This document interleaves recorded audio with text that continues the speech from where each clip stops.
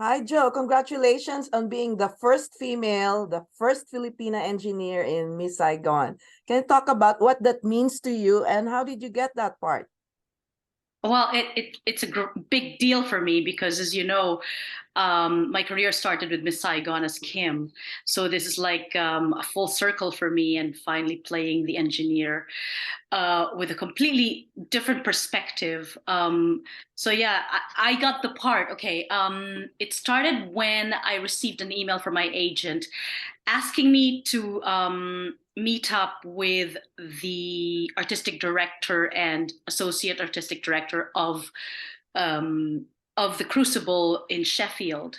It is a very reputable theater company based in Sheffield, and of course, I didn't want to turn that down. I didn't want to turn down the opportunity, so I said yes. So we set up a meeting, and I was really racking my brain here, like I wonder what we're going to talk about, because they did say it's about a show that they'd like me to do. They actually mentioned it's a big show that we want to see Joe for.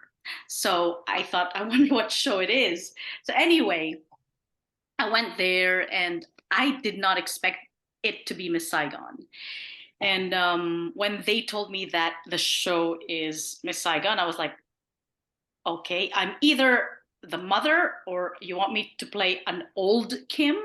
I have no idea. Anyway, he said it was Anthony Lau, the associate artistic director, and he said, no, it's for the role of engineer. And I was like, at first I was so stunned. I really didn't know how to react because all these thoughts were running through my head, thinking that how's that gonna work?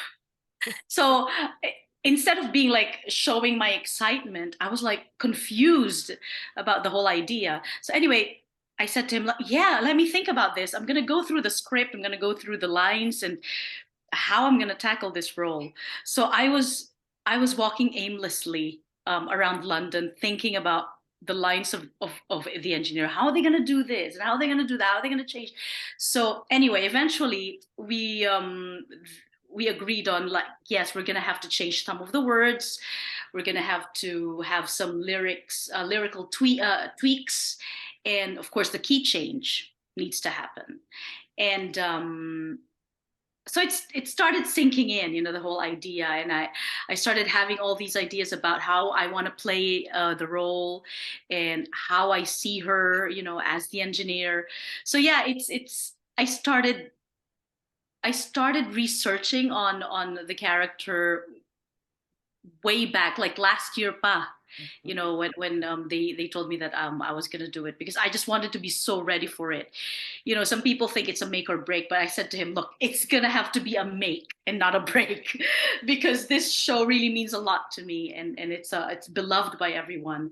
So yeah. So Yeah. that's how it happened. That's how I got the part. Well, do you know whose idea was it for a woman to portray engineer and why? I think it's Anthony. It's Anthony's idea, and I'm sure Rob was part of it. I really don't know. It's either Rob or Anthony, but it was Anthony who spoke to me about it. I know Anthony loves the show too, and I don't know whose idea it is. But the thing is, when they were thinking of me for the role, it was months before they offered it to me, because they wanted to stage Miss Saigon. But they told Cameron, this is what I heard. They told Cameron that, oh, we want to stage Miss Saigon, but we want a woman engineer to play it. And I believe Cameron said it depends who's gonna be playing it. And they said, we're thinking of Joanna Ampil. And Cameron thought, yeah, it's a very good idea. So I was like, oh, that's really kind of him to say. So I'm not really sure whose idea it was initially, but yeah, I'm just ecstatic that they trust me enough to offer me the role. So, as a woman, what do you hope to bring to this role as an engineer? And what do you think was the feedback? What feedback did you get from a female portraying engineer? Feedback. So far, it's been quite positive. I mean, there are, of course, people who are purists and theater aficionados who just don't want to touch, Miss Saigon, who they just want to keep it the way it is.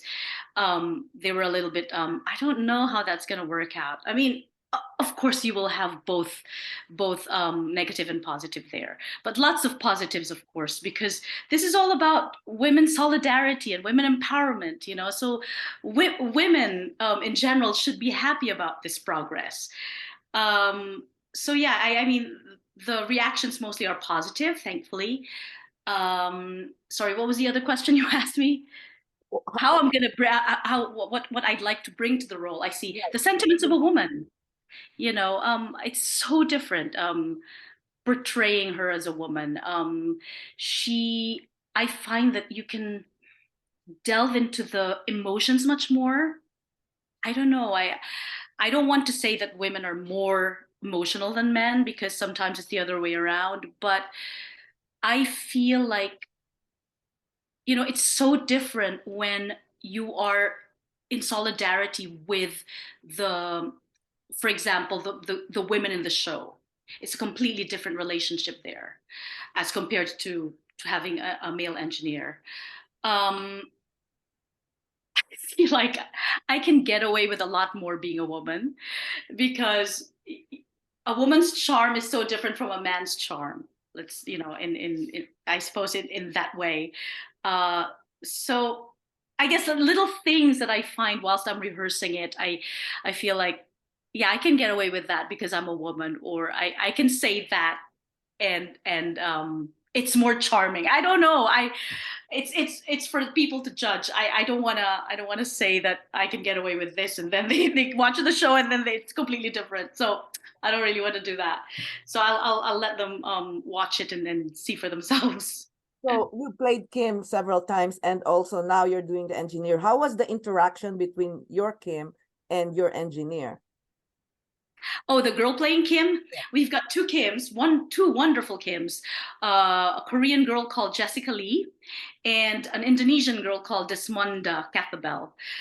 They're both wonderful. And you know what? In the script, they've changed that line. I noticed, I'm 17 and I'm new here today, to my name is Kim and I'm new here today.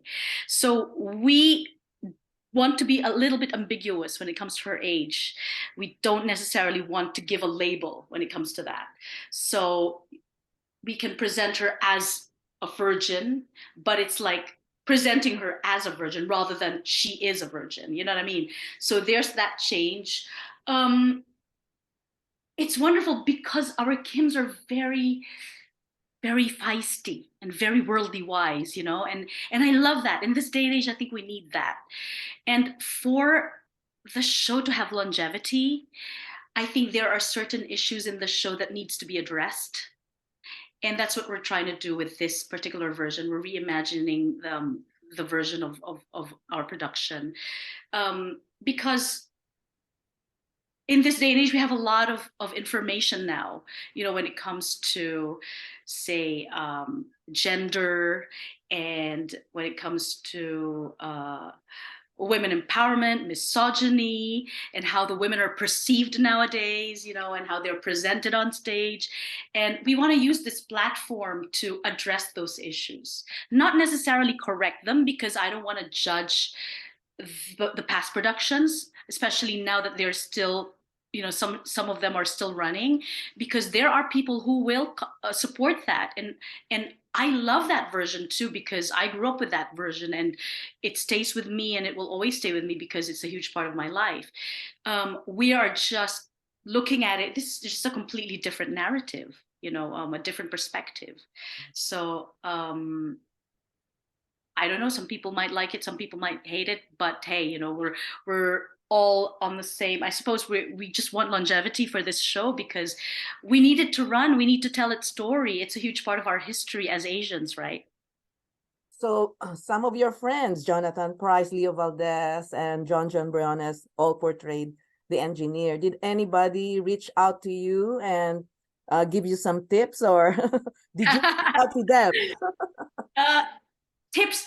No, we didn't speak about the show. They were just rooting for me. They were just being very supportive and being encouraging and wishing me luck and like particularly Red Concepcion, who recently played it, and John Don Briones. He was John John's always like there loving my posts about the show. So it's really quite wonderful because they are, at the end of the day, they are my friends. And we're constantly supporting each other and supporting each other's works.